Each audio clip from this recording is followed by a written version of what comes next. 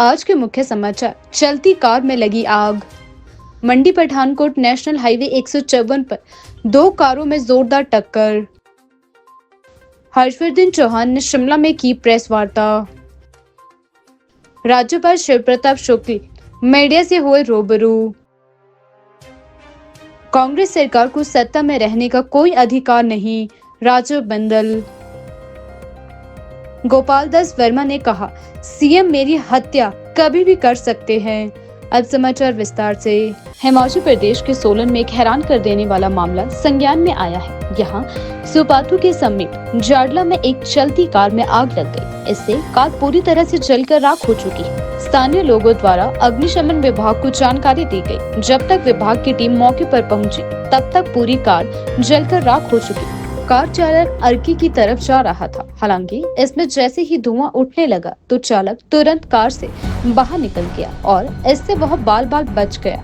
घटना के कारणों का अभी पता नहीं चल पाया है। अग्निशमन विभाग की टीम मौके पर पहुंची।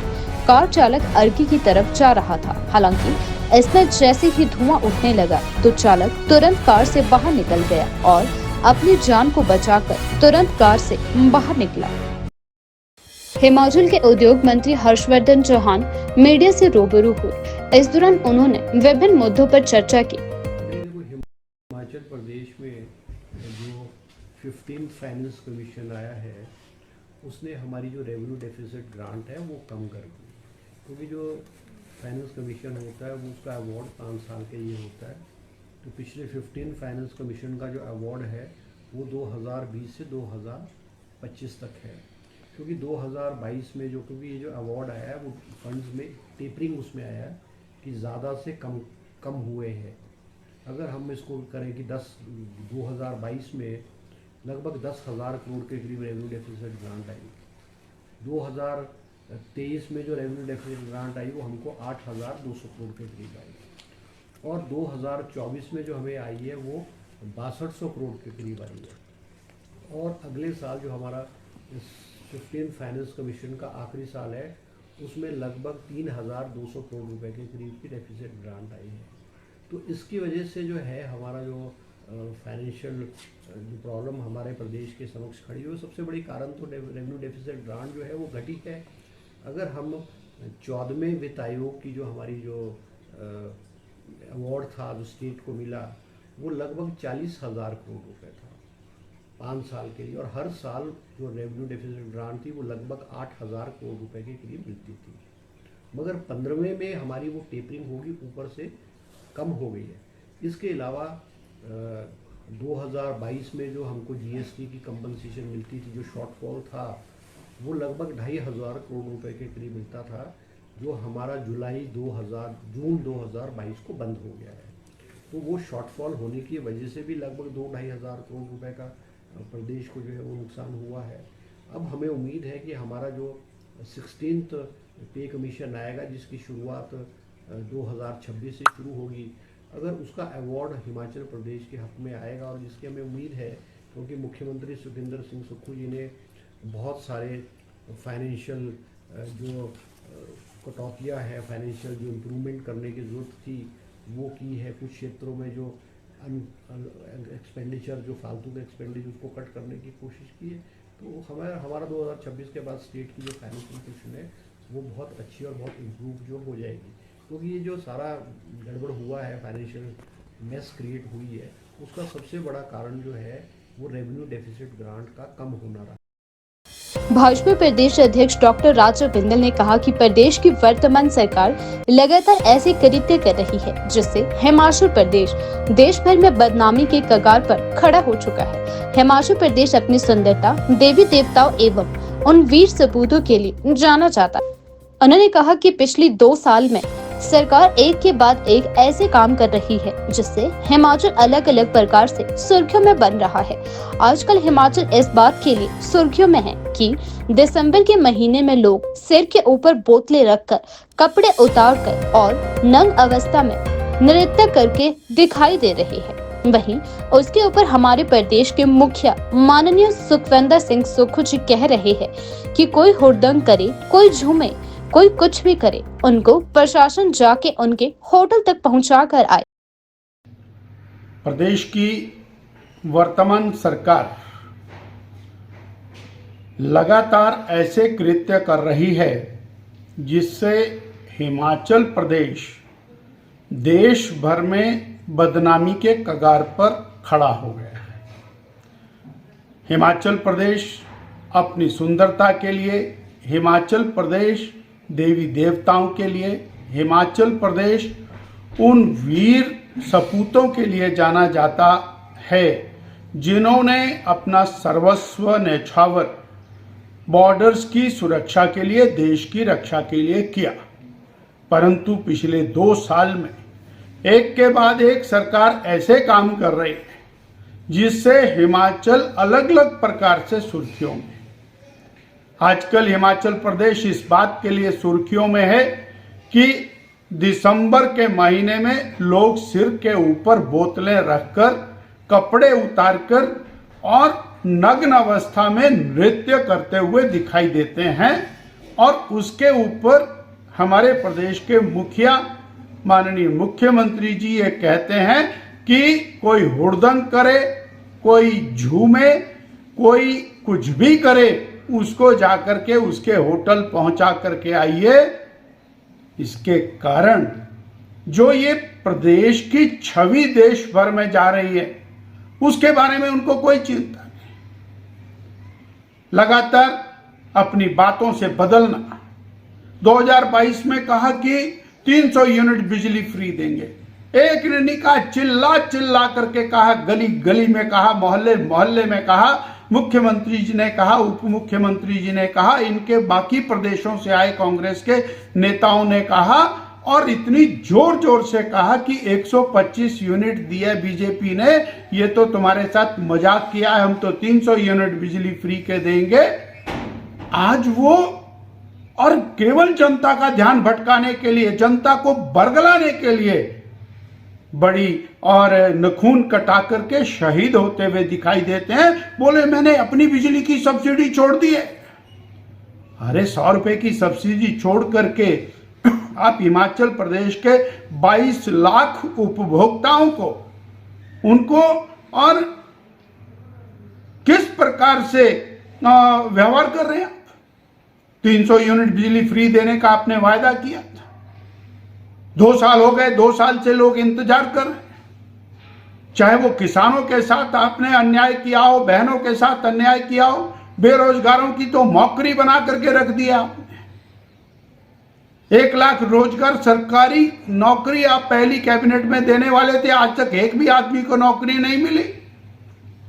आए दिन आपने व्यवस्था परिवर्तन के नाम पर व्यवस्था तबाह करके रख दी है और उसके बाद जनता का ध्यान भटकाने के लिए कुछ छोटी छोटी चीजें घुमाते रहते हैं और उसके कारण जनता का, मीडिया का ध्यान भटता है।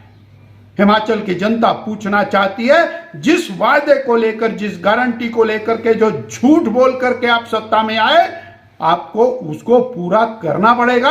यदि आप नहीं कर रहे हैं तो आपका सत्ता में रहने का कोई अधिकार नहीं है। आज शिमला में राज्यपाल शिव प्रताप शुक्ल मीडिया से रूबरू हुए। इस दौरान उन्होंने पत्रकार वार्ता में कहा कि हम नौ तोड़ से अलग नहीं हैं। हमने सरकार से जवाब मांगा है कि उनके नामों की सूची दे। राजभवन ने कुछ आपत्तियों का जवाब मांगा है। राजभवन नियमों के अनुसार कार्य करेगा। अपना जवाब दे दिया है। हमने कुछ बातों पर आपत्तियां किया है, उस आपत्ति का जवाब मांगा है। अभी तक वहां से कोई जवाब नहीं मिला है। राजभवन पूरी तौर पर नियमों के अनुसार काम करेगा। हमने कभी ये नहीं कहा कि हम नौतोड़ से अलग है। हमने हमेशा ही कहा कि नहीं, नौतोड़ पर वो करेंगे। लेकिन यह बात मांगी है कि भाई कितने लोग हैं, वह नाम कौन से हैं। अगर यह नहीं दिखाएंगे, फेक कर करके वो दिखाने का काम करेंगे, तो उसके लिए राजभवन जवाबदेह नहीं है। राजभवन निश्चित रूप से सबके लिए देगा, लेकिन राजभवन किसी के चुनावी वादों को पूरा करने के लिए नहीं है। तो माननीय मंत्री हैं, जब भी आए उनका स्वागत है। ऐसा कुछ नहीं है, सरकार के मंत्री हैं और राजभवन ही उन लोगों को शपथ दिलाया है। तो ऐसी स्थिति में हम उनका थोड़े अनादर कर सकते हैं, वो भले राजभवन का अनादर करें। आज शिमला में पूर्व कर्मचारी नेता गोपाल दास वर्मा ने प्रेस वार्ता की। इस दौरान उन्होंने सीएम सुखविंदर सिंह सुक्खू पर निशाना साधा है। उन्होंने कहा कि वर्तमान सुक्खू सरकार पर उन्होंने अपनी हत्या का आरोप लगाया है। साथ ही कांग्रेस सरकार ने हिमाचल में खर्च हुए पैसों का काला चिट्ठा मांगा है। हिमाचल प्रदेश की कांग्रेस सरकार हेडेड बाय सुखविंदर सिंह सुक्खू मेरी हत्या कभी भी कर सकती है। और ये पिछले कल धर्मपुर के अंदर शाम के टाइम एक मुझे ट्रक ने हिट कर दिया और मैं बाल मरने से बच गया। गाड़ी का काफ़ी नुकसान हो गया। धर्मपुर पुलिस स्टेशन में एफआईआर दर्ज की गई है। और आप इस बात को देखो कि मैं सोलन ज़िले के दौरे पे था 2 दिनों से, और परसों चौथी मैंने वहाँ प्रेस कॉन्फ्रेंस की थी और कर्मचारी लोगों से बातचीत की थी। तो आप देखिए कि कांग्रेस सरकार को जो है वो कोई रास नहीं आ रहा है कि जो मैं पिछले 2 वर्षों से सरकार की जो है नाकामियां हैं वो प्रदेश की जनता के सामने ला रहा हूँ, और कर्मचारी, पेंशनरों और युवा बेरोजगारों के जो मुद्दे हैं वो सामने ला रहा हूँ।